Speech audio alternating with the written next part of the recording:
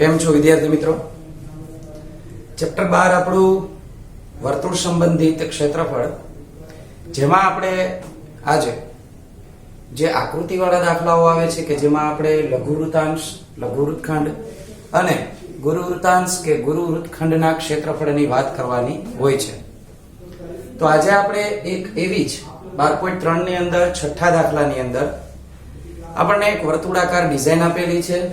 આ ડિઝાઇનની અંદર એક સમબાજુ ત્રિકોણ આપેલો છે આપણને.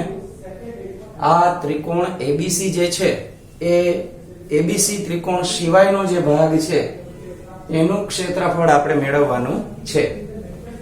તો દાખલાની અંદર ખાસ સમજજો, ગણતરી છે એ થોડીક લેન્ધી છે કારણ કે દાખલો છે એ થોડોક મોટો થવાનો છે. શું કામ એ તમે હમણાં સમજી જશો, કારણ કે એની અંદર ઘણી બધી માહિતી જે છે એ આપણે શોધવાની જાતે રહેશે.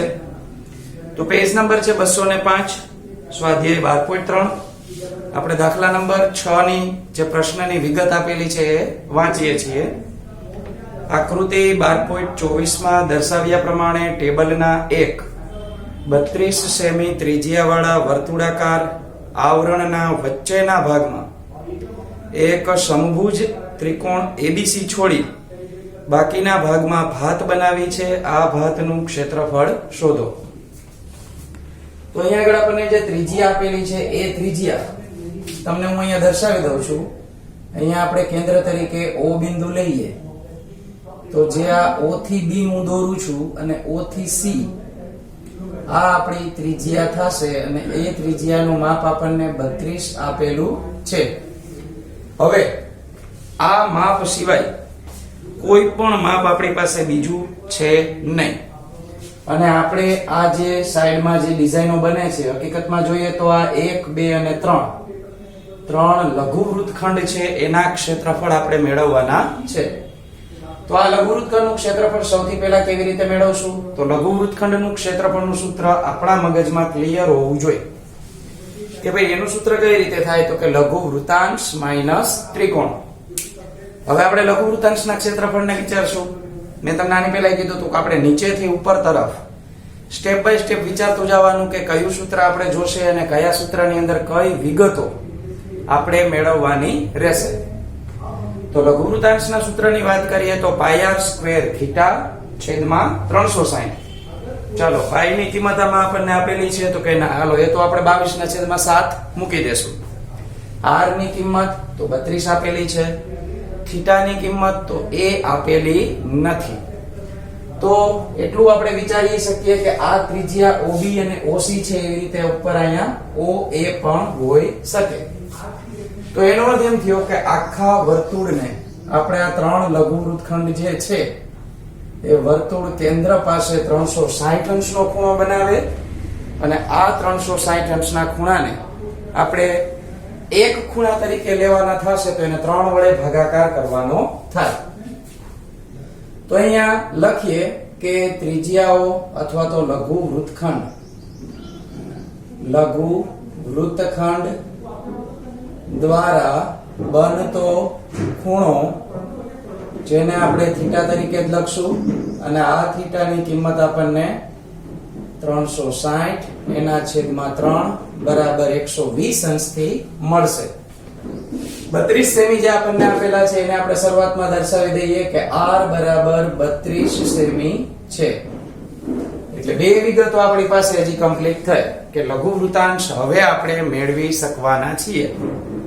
લઘુ વૃત્તાંશ એટલે આપણે જે આ પીઝાના કટકાની વાત કરતા એ આખું ક્ષેત્રફળ થાય. પણ આપણે તો નીચે આ વાટકા જેવો શેપ એટલે કે લઘુ વૃત્તખંડનું ક્ષેત્રફળ મેળવવું છે. જો લઘુ વૃત્તખંડનું ક્ષેત્રફળ મેળવવું હોય તો આપણે ફરજિયાત આ ત્રિકોણનું ક્ષેત્રફળ માઈનસ કરવું પડે. હવે ત્રિકોણનું ક્ષેત્રફળ માઈનસ કરવાની વાત આવી તો આ તો કઈ કાટકોણ ત્રિકોણ છે નહીં. 120 અંશનો ખૂણો બનતો હોય તો એને કાટકોણ ત્રિકોણ તો ન જ કહી શકાય. એટલે કે અહીંયા 120 અંશ બને છે તો 120 અંશ એટલે કાટકોણ ત્રિકોણ નહીં ગણાય. એટલે આપણે પાયો ગુણ્યા વેધ એવું સૂત્ર લઈ શકશું નહીં. તો આની અંદર સમબાજુ ત્રિકોણ પણ નથી. સમબાજુ હોય તો આપણે વર્ગમૂળ 3 વાળું સૂત્ર લઈ શકીએ. તો આપણે એક ઉદાહરણ sin θ અને cos θ લઈને કરાવેલું હતું. એ રીતે આપણે ત્રિકોણનું ક્ષેત્રફળ મેળવવાનું રહેશે. અને ત્યારબાદ આ ક્ષેત્રફળ ત્રિકોણનું મળે એ લઘુ વૃત્તાંશમાંથી માઇનસ કરશું. ચાલો, તો અત્યારે આપણી પાસે એટલી ખબર પડી ગઈ છે કે જેટલા અહીંયા આગળ લઘુ વૃત્તખંડ બને છે એ સરખી સાઈઝના છે. તો આપણે એક જ લઘુ વૃત્તખંડનું ક્ષેત્રફળ મેળવી લેશું અને એને 3 સાથે મલ્ટીપ્લાય કરશું, એટલે કે ગુણાકાર કરી નાખશું. જવાબ આપણને આપમેળે મળી જશે. તો સ્ટેપ બાય સ્ટેપ સૌથી પહેલા આપણે લઘુ વૃત્તાંશનું ક્ષેત્રફળ મેળવી લઈએ. તો અહીંયા આપણે સૂત્ર લખીએ લઘુ વૃત્તાંશના ક્ષેત્રફળ માટે. લઘુ વૃત્તાંશનું ક્ષેત્રફળ બરાબર પાઈ r સ્ક્વેર થીટા છેદમાં 360. હવે પાઈ ની કિંમત આપણે લઈએ 22/7, કારણ કે આપણને એની કોઈ માહિતી નથી આપવામાં આવી. તો 22/7 r એટલે આપણે લેશું 32, જે આપણે 2 વખત લેવાના થાય. થીટા આપણને 120 મળેલ છે અને અહીંયા લખશું 360. અને છેદ ઉડાડવાની ટ્રાય કરશું તો માત્ર ને માત્ર એક જ વાર છેદ ઉડે છે, એટલે કે અહીંયા 12 3 36. બાકી કોઈ પણ પ્રકારના છેદ આમાં ઉડતા નથી. તો લઘુ વૃત્તાંશનું ક્ષેત્રફળ છે એનો ગુણાકાર મારી પાસે અહીંયા તૈયાર છે. એટલે ઉપરના ગુણાકાર માટે આપણે ટાઈમ બગાડતા નથી. આમે આપણે આની ગણતરી ઘણી બધી લાંબી થવાની છે.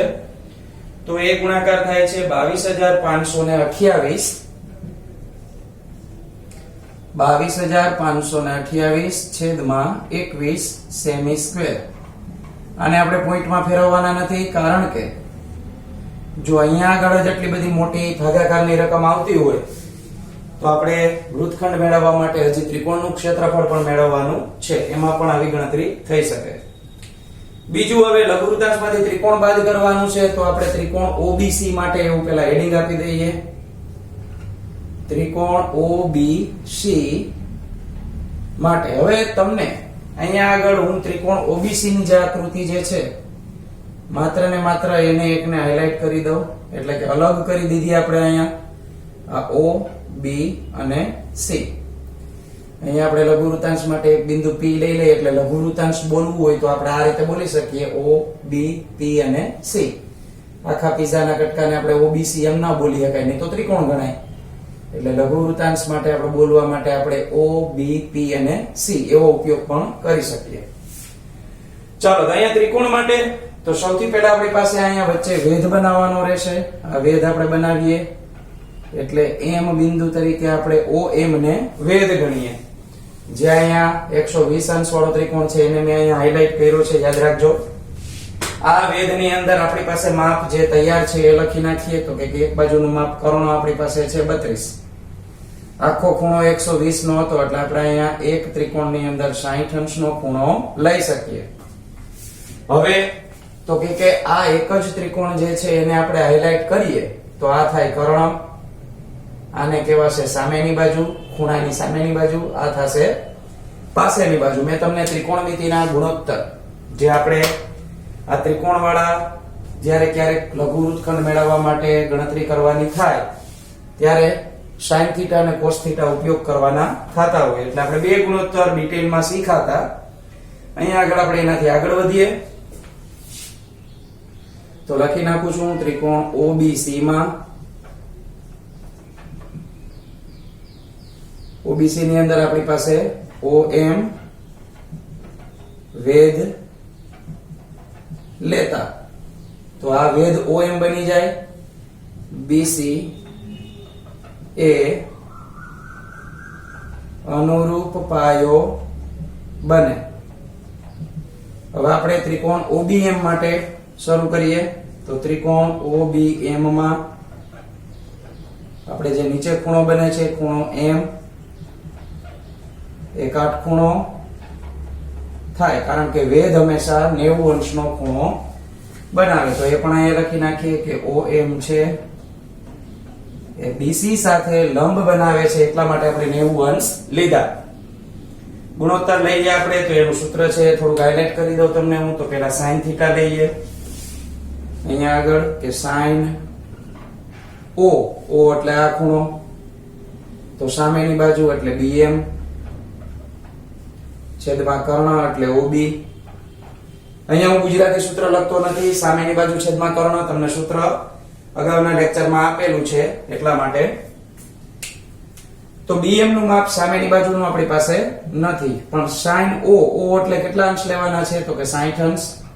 તો આ sin 60 અંશ બરાબર bm નું માપ આપણી પાસે નથી, અને OB નું માપ આપેલું છે એ છે 32. હવે sin 60 ની કિંમત આપણે કોષ્ટકમાં જોઈએ તો કોષ્ટક મુજબ આપણને આપેલી કિંમત થાય છે √3/2. તો આની કિંમત મૂકીએ કે sin 60 એટલે √3/2. bm નું માપ આપણે મેળવવાનું છે એટલે એને એમનેમ રાખશું, અને આ માપ આપણી પાસે છે 32. 32 ને સામે લઈ જઈએ તો 32 વર્ગમૂળમાં 3/2 આપેલા છે એટલે bm. હવે bm એટલે આટલું માપ થયું. આપણે તો આખો પાયો જોઈએ છે bc, તો bc છે એ આના ડબલ થશે. તો ડબલ થાય તો આપણે નીચેનો બગડો છે એ કાઢી નાખીએ અને અહીંયા લખી નાખીએ કે ભાઈ bc પાયો આપણને 32 વર્ગમૂળમાં 3 સેમી મળે.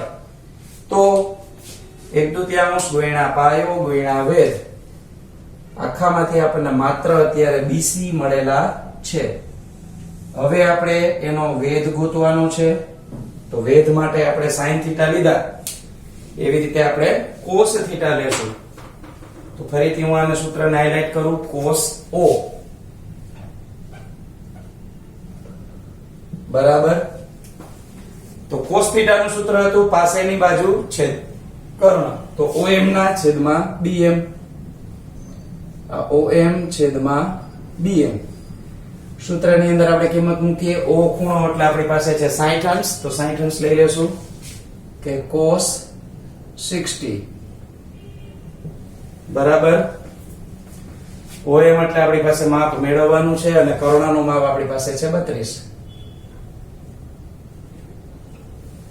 તો 60 ની કિંમત આપણે જોઈએ તો cos 60 ની કિંમત છે એ છે 1/2. કોષ્ટકમાં આપેલી છે ત્રિકોણમિતિના સ્વાધ્યાયમાં. આ 1/2 cos 60 ની કિંમત om છે એ અહીંયા લખશું. અહીંયા 32 ને અંશમાં લઈ જાય તો 2 સાથે ભાગાકાર થશે તો 16 મળશે. તો om ની કિંમત આપણને 16 મળે, જે આપણા ત્રિકોણનો વેધ છે. તો ત્રિકોણ માટેની બે વિગતો OM અને BC એ આપણને મળી ગયા છે. ઓકે, તો હવે આપણે ત્રિકોણનું ક્ષેત્રફળ અહીંયા શરૂઆતમાં લખ્યું હતું OBC માટે, તો હું મેળવી લઉં છું જેથી આ રીતના એક બીજો જવાબ મને મળી જશે. તો આપણે ત્રિકોણ OBC નું ક્ષેત્રફળ OBC નું ક્ષેત્રફળ બરાબર 1/2 ગુણ્યા પાયો એને ગુણ્યા અનુરૂપ વેધ. તો સૂત્ર મુજબ જોઈએ તો આપણે 1/2 પાયો એટલે મેં તમને અહીંયા કૌંસમાં દર્શાવેલું છે એ છે આપણો BC, વેધ એટલે OM. સૂત્રમાં કિંમત મૂકીએ. BC નું માપ આપણી પાસે છે 32 વર્ગમૂળમાં 3, અને વેધ નું માપ આપેલું છે 16. તો આ બંનેને આપણે છેદ ઉડાડી શકીએ. 16 દુ 32 કરશું તો પણ ચાલશે, ના અહીંયા 8 સાથે કરીએ તો પણ ચાલે. તો 32 અને 8 નો આપણે ગુણાકાર કરી લઈએ. 2 8 16 વધી 1 3 8 24 ને 25. આ આપણને ત્રિકોણનું ક્ષેત્રફળ મળી ગયું. એટલે બંને ક્ષેત્રફળ જે છે મેઈન આપણે લેવાના છે સૂત્રની અંદર, મેં તમને બ્લેક માર્કર થી હાઇલાઇટ કરેલા છે, અને અંદરની જે વસ્તુ હતી અહીંયા રેડ બોક્સમાં દેખાડેલી છે. હવે આપણે આપણું ફાઇનલ છેલ્લું સૂત્ર લખી નાખીએ, લઘુ વૃત્તખંડનું ક્ષેત્રફળ. તો લઘુ વૃત્તખંડનું ક્ષેત્રફળ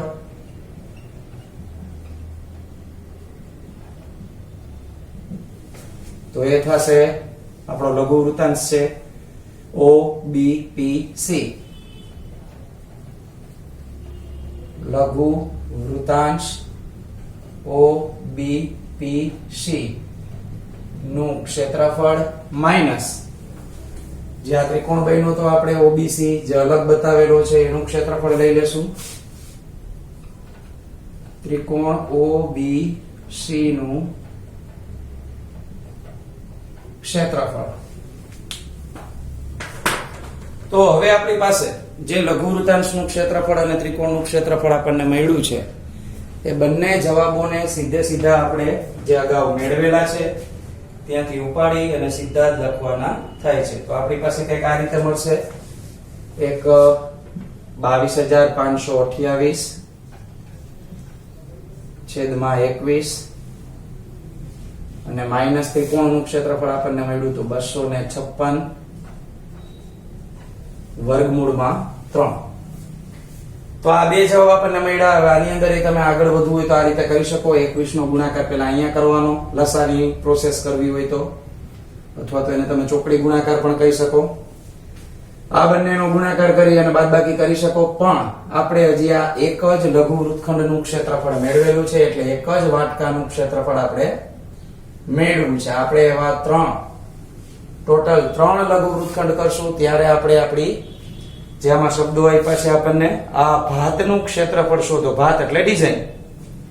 ત્યારે આપણને મળે. તો આપણે લસાની પ્રોસેસ ન કરતા સીધા જ 3 વડે ભાગાકાર કરીએ.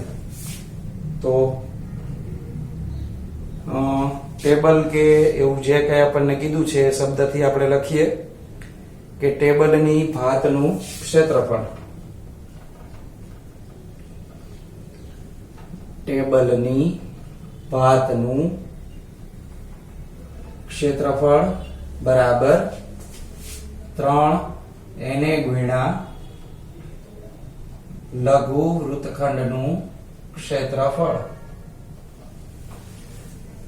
તો જે જવાબ આપણને ઉપર અંશમાં મળેલો છે અહીંયા આગળ એ આપણે 3 સાથે ગુણાકાર કરશું. કૌંસમાં લખી દઉં 22,528 છેદમાં 21 ઓછા 256 વર્ગમૂળમાં 3. 3 આગળ છે એટલે માત્ર આની સાથે જ ગુણાકાર થાય એવું નથી, બંને સાથે આપણે ગુણાકાર કરવો પડે. તો પહેલા આની સાથે ગુણાકાર કરીએ તો આપણને 3 સત્તા ને 21 એવી રીતે છેદ ઉડી જાય છે એટલે આનો છેદ ઉડી જશે 3 સત્તા ને 21. હવે 3 નો ગુણાકાર આની સાથે પણ કરવાનો બાકી છે, ભૂલાય નહીં, ધ્યાન રાખવાનું. તો આપણે હવે કૌંસ વગર લખીએ 22,528 ના છેદમાં 7. 3 આની સાથે ગુણાકાર કરીએ આપણે તો 3 ગુણ્યા 6 એટલે 18. 5 ઉપર વધી આવે 5 3 15 ને 1 16 વધી 1 2 3 6 ને 7. વર્ગમૂળ 3 નું આપણે કાંઈ કરી શકશું નહીં. અહીંયા આગળ આપણે સેમી સ્ક્વેર એવો આન્સર લખી નાખીએ અને જવાબ છે એ આપણો ઓકે છે. તો આ રીતે સંપૂર્ણ દાખલો છે એ વ્યવસ્થિત પ્રેઝન્ટેશન સાથે આપણે કરી શકીએ. આની અંદર લઘુ વૃત્તખંડ અને રકમ તમે જોશો તો રકમની અંદર કાંઈ એટલે કાંઈ વધારે ડિટેલ આપેલી હતી નહીં, પણ ગણતરીની અંદર એટલી બધી વાર લાગેલી કે આની અંદર ઘણા સ્ટેપ છે એ કરવાના થાય છે. આ ગુણાકારના જવાબ પણ આપણે ડાયરેક્ટ લખ્યા છે. તમે ગુણાકાર કરશો તો તમારે એની અંદર પણ સમય થોડોક વધારે બગડશે. તો આ પ્રકારના દાખલાઓ છે એ વિશિષ્ટ રીતે આપણને 3 માર્કમાં પૂછી શકે. પ્રેક્ટિસ કરવી જેથી કરી આ ટાઈપના દાખલાઓ આપણને આવડી જાય.